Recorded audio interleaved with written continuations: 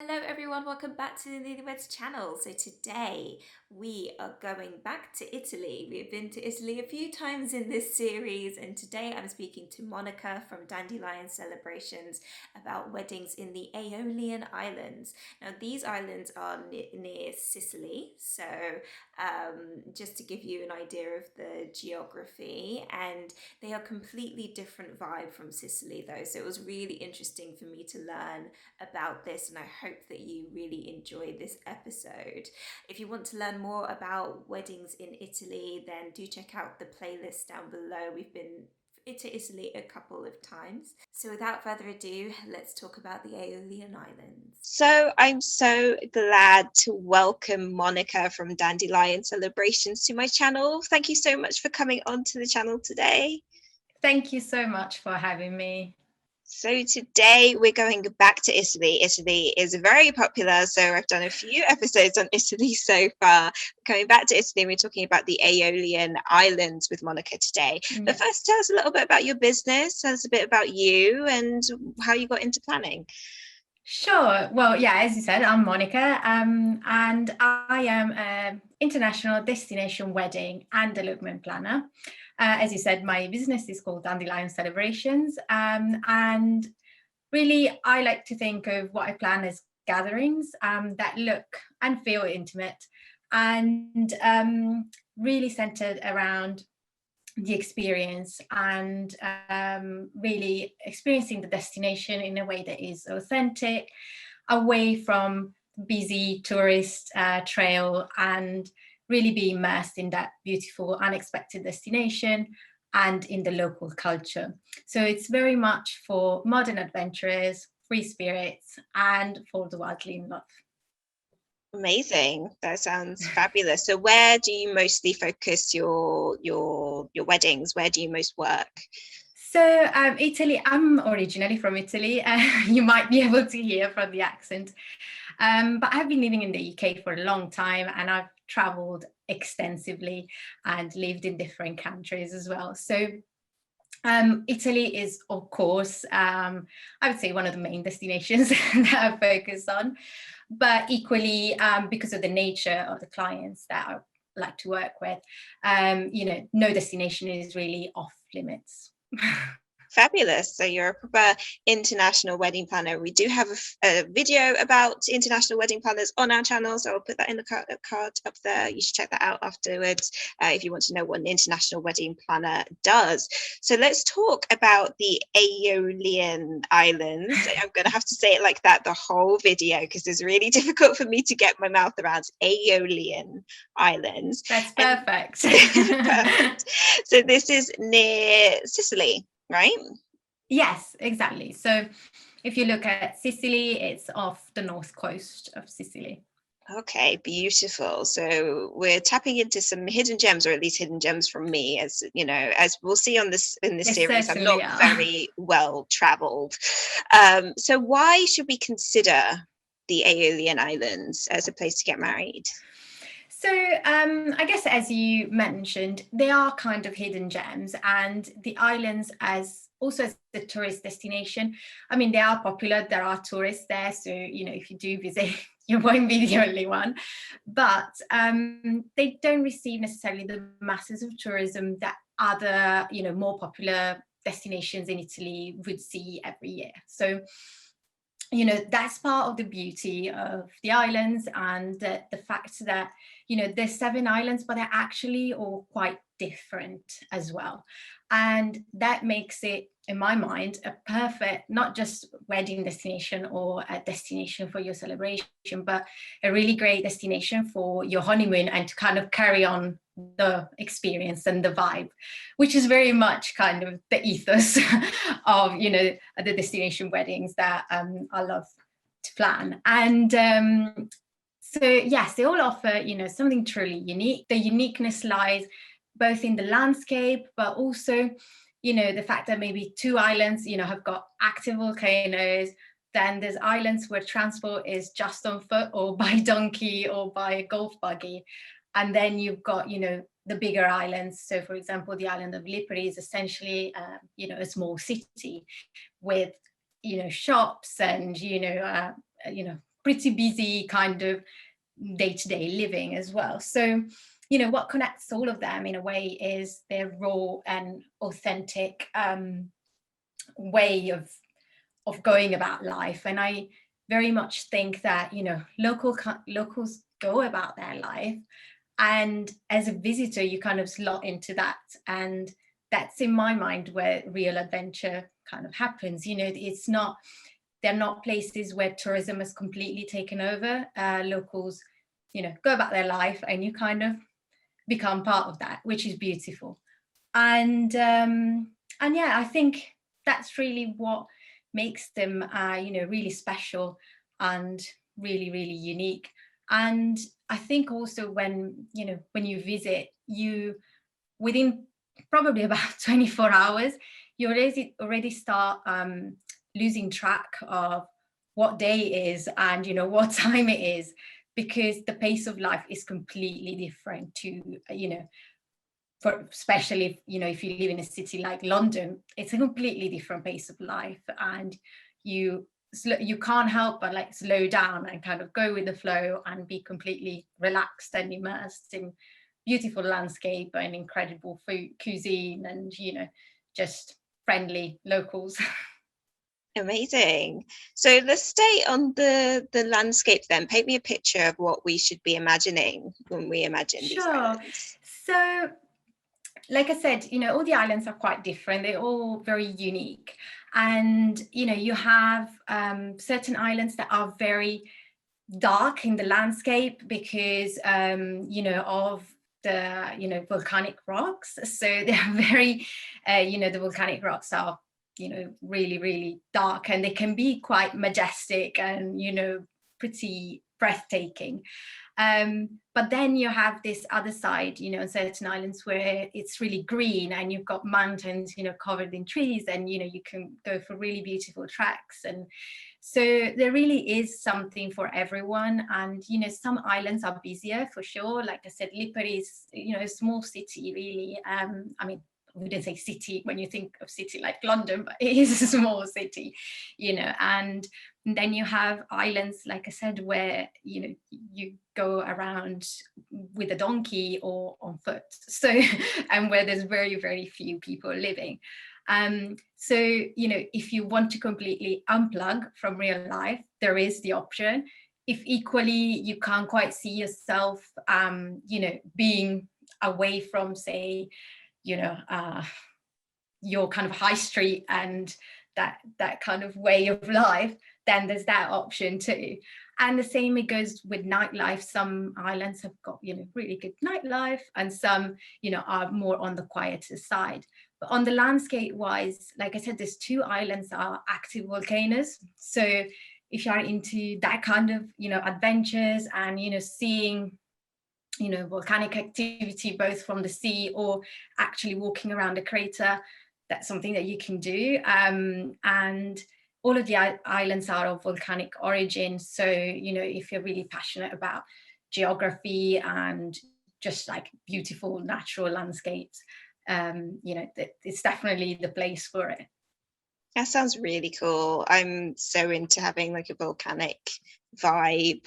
Like even just visiting one would be really cool activity to do as part of your wedding day events, right? In terms of the architecture, you know, it's very reminiscent of the Greek architecture. So, you know, the, you know, white buildings and, you know, lots of arches and a lot of white and blue and those kind of Mediterranean tones that, you know, you kind of expect to see in the Greek Isles. And that's because of the Greek influence, you know, if we go back in history with Sicily and the islands. So, yeah. Amazing. So you mentioned Sicily. I want to talk about Sicily for a second, because yeah, if we imagine an Italian island, then most people will be jumping to Sicily, right?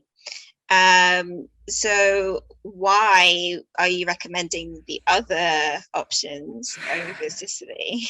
well, I don't think it's an alternative to Sicily. I think it's a different place. And I think Sicily is very different to the Aeolian Islands. Actually, if you say to somebody from the Aeolian Islands that they're from Sicily, they're going to be like, no, I'm from the Aeolian Islands, I'm not from Sicily.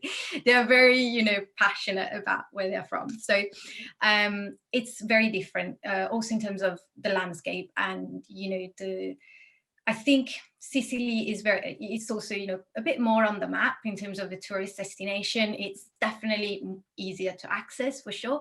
We'll talk more about accessing the Aeolian Islands, but you know, it's definitely been put on the map with some kind of big famous weddings that have happened in Sicily. And also in terms of the architecture, it's pretty different. You know, in Sicily you have a lot of Baroque buildings, and it's quite a different vibe, and it's still like raw and, you know, very unique, but in a different way, if that makes sense. Oh, I see. Okay, cool. No, it's good to know like the distinction, and for people to understand that you are kind of not getting the same product. It's completely different vibe and completely different audience probably for both, Absolutely. right? Yes, yes.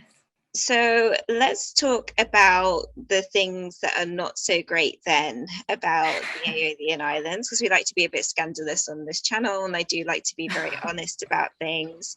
You mentioned access as one of the questions that I had about it, because it does sound a little bit remote if you have to get around on a donkey. Is that possibly one of the cons? Yeah. So, I mean, obviously, like I said, you know, I think it's 3 of the islands that have got, you know, car access, and, you know, you can get around the whole island pretty much by car, or not the whole island, but, you know, the parts that you should access, you can get by car. And in terms of accessing from outside of, you know, Sicily, the closest airport is in Sicily. So really, that's where you would fly to, and from there you then have, you know, a combination of modes of transport, likely to be bus or, you know, a transfer, and then a boat.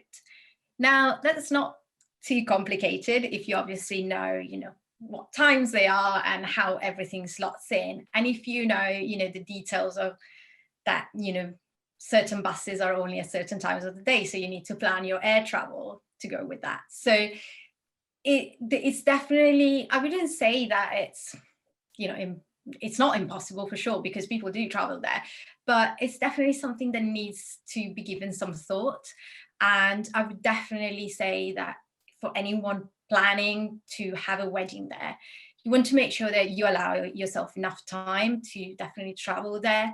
You know, the travel is not quick, because, you know, there are different modes of transport involved, and, you know, it's just making sure that that's planned as well, instead of kind of plan the whole thing and then we're like, oh yeah, and then we've got travel. That's very much part of the planning, and it needs, you know, it needs to be given the right thought, so that actually it doesn't become a chore, and you don't arrive there feeling like, oh my goodness, you know, like I traveled forever and I'm only here for like 2 days kind of thing. Definitely it's a destination where you want to travel to and have time at, and, you know, it's just one of those things that needs to be planned properly. And that I would definitely recommend, you know, for anyone planning a wedding or a celebration there, to really, you know, speak to somebody that knows this, and, you know, can help them plan the travel as well, because Great. Okay. Well, that's very honest of you. So thank you for that. Let's stick on the weather then. Let's talk about what the weather is like in this part of the world. What can we expect there? When is the best time to get married there? Yeah. So, I mean, the weather, and I always say this with a bit of hesitation, but in the summer months, it's generally beautiful. And, you know, you can go months without seeing rain, which is not so great for the locals, but, you know, at the same time, it's great if you want to have a wedding. So, so yeah, you know, summer months, sort of between, I would say, June and, you know, September, you can be pretty safe with it. I still wouldn't recommend venues that don't have a wet weather option, just because you never know. But, you know, it's pretty safe. So, you know, when I said like from April to October, that means that, you know, also September is a great time, and also May can be a really great time, and the beginning of October too. What I would say though is that obviously, you know, April and May might still see some kind of showers and some rain, and, you know, potentially some storms as well. So, you know, it's something to bear in mind. And you know, you can have amazing sunny days, or you could have that day where it's, you know, overcast and kind of raining.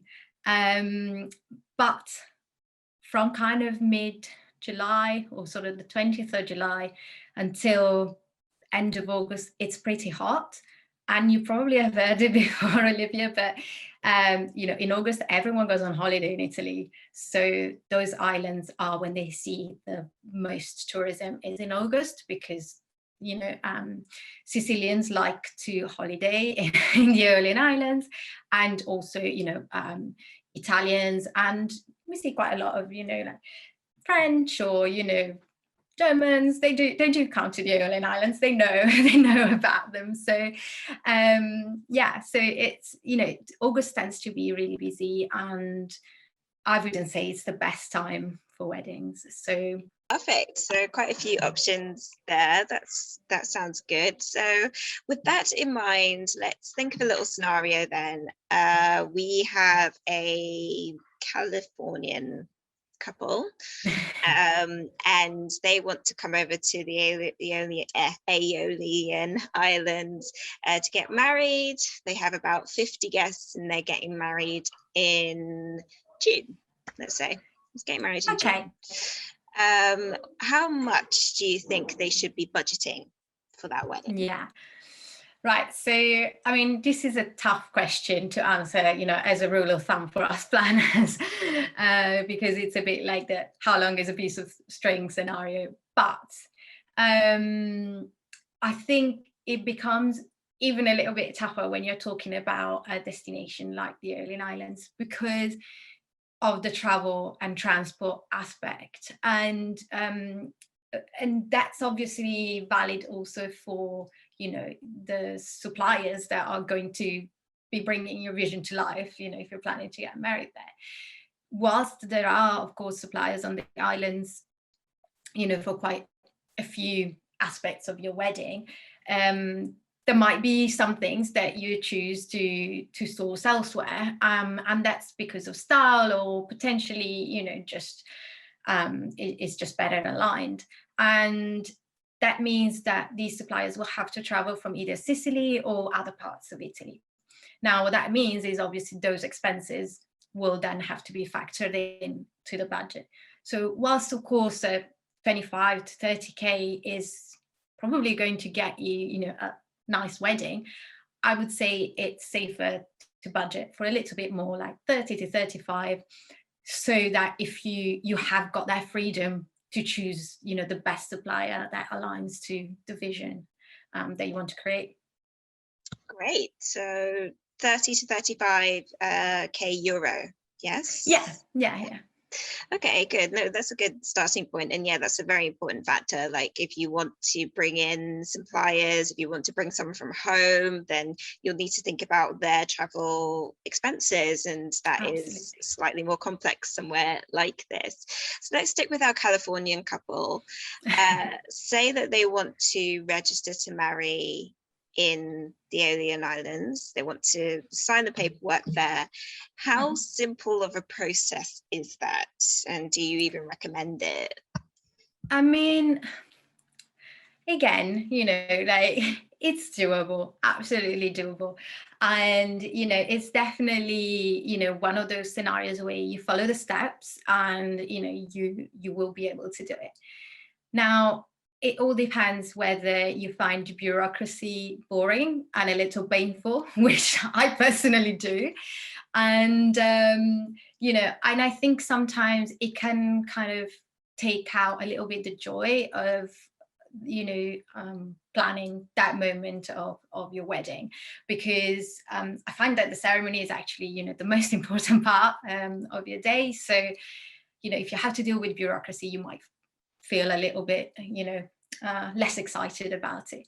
And also, of course, places that are licensed for civil ceremony are a bit more limited in terms of, if you've seen this amazing backdrop that you want for your ceremony, it might not be licensed for a civil ceremony. So that's also something to take into account. So personally, I would say for the freedom of choosing, the place, like the actual location that you want for your ceremony with the backdrop that you dreamt of, which is probably one of the reasons why you've chosen the Aeolian Islands in the first place, I would say to have a symbolic ceremony, is the way forward, and have the civil ceremony in the country of residence, of where you live, that sort of thing. The other thing to take into account is potentially the language barrier.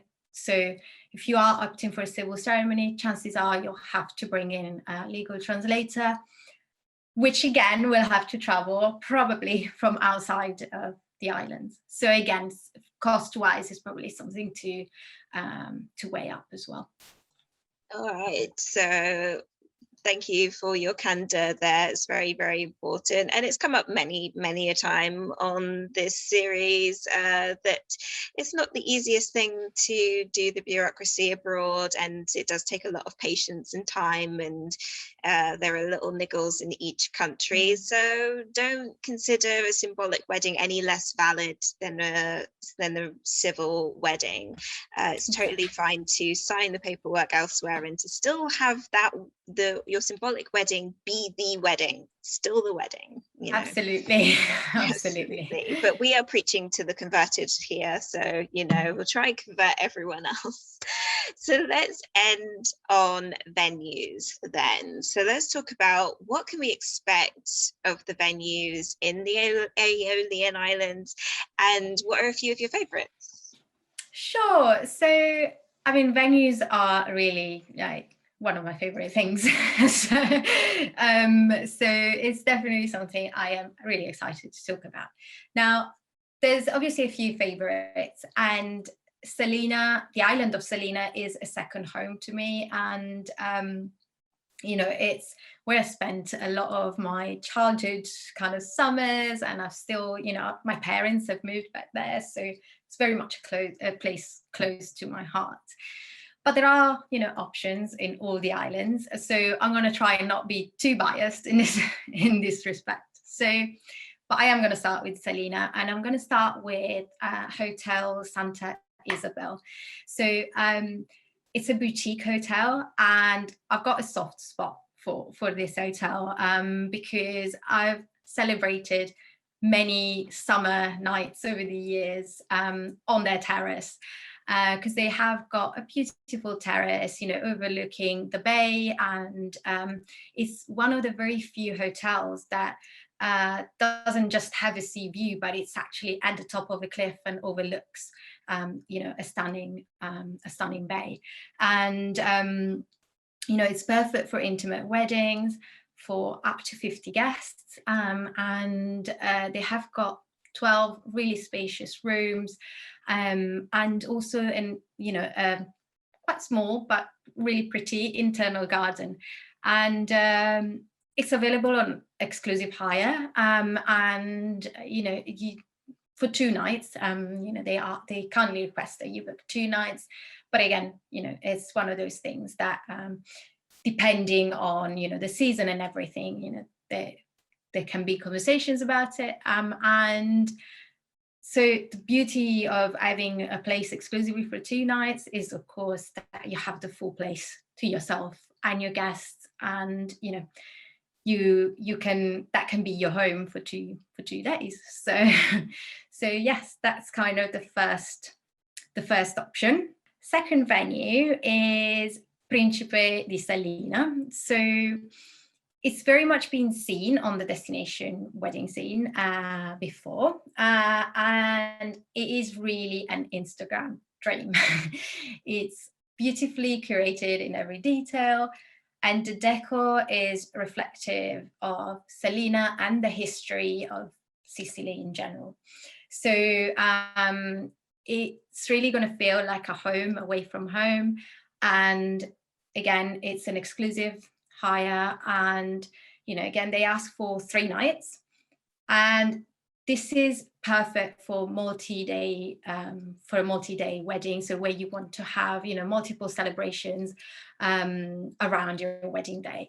And one of the kind of strong points about this hotel is that it's got 3 terraces and a gorgeous infinity pool. So it's like I said, it's a perfect location for multi-day celebration, but also if you want to keep all of the moments of your wedding in one venue, but at the same time making it feel really dynamic and using different spaces, so you feel like it's not all in one area kind of thing.